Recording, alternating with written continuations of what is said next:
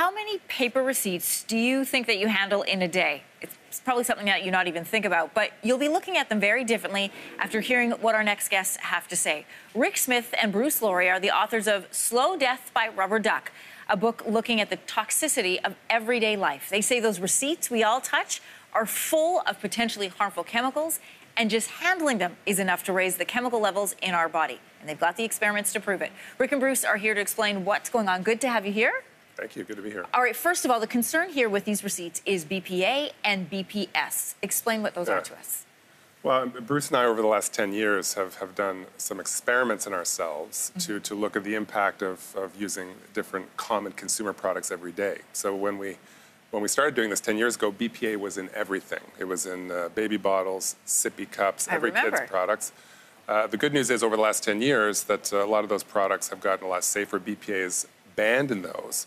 But we still have it in a lot of adult products that we use every day, like these cash register receipts that are coated in this hormone-disrupting chemical. So you did some experiments. Explain to us, set it up for us. What did you do to test the BPA levels in the receipts?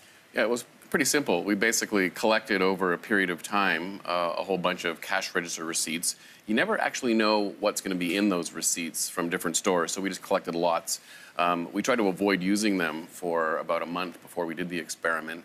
And then we just literally sat around for an hour handling the receipts. And Rick, you put hand sanitizer on your hands, which we think enhanced the uptake of the chemical. And then all we did is we looked at our urine levels of BPA with our two colleagues before and after. Let's show everybody the results of your experiment and what you discovered.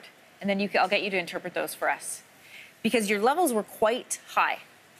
Oh, it's just unbelievable. I mean, the lowest increase that we saw was 8 times just from handling cash register receipts over the period of a few minutes. And in the case of, in my case, I actually used some hand sanitizer, as many cashiers do, as many people do, before we handled these receipts. My levels went up over 100 times. What was the difference between the dry hands versus the hand sanitizer? Why were your levels so much higher? So we just think that it's something about the moisture in the hand sanitizer or the actual alcohol in this hand sanitizer that increase the absorption of the BPA and BPS chemicals through our skin.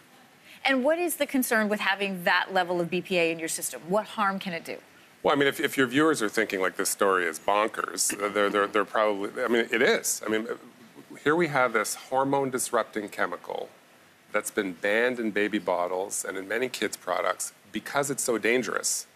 But yet we have this broken regulatory system in Canada that allows cash register receipts and many other products to still be made with this chemical that's been linked to breast cancer.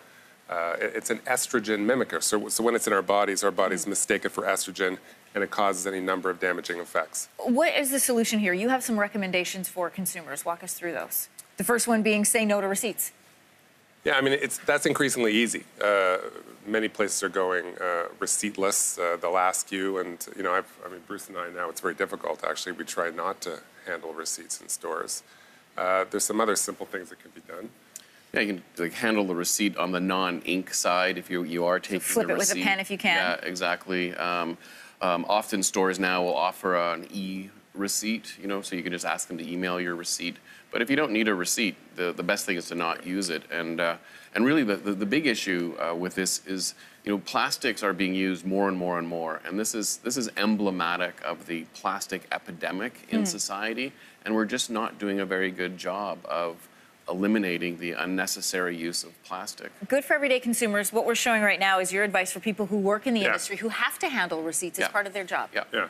I mean, there's no question that cashiers are most at risk, or anybody in the service industry. Anybody who works at a bar has to handle a lot of these receipts when they cash out at the end of the night. Retail stores as well. Retail stores. Yeah. So those folks should seriously consider trying to use gloves if they can. But ultimately, our government should not allow this to be happening. So we need to demand better of our governments. The book is called Slow Death by Rubber Duck. Some fascinating information inside. Thank you both for coming on today. Thanks so much. Great, thank you. All right.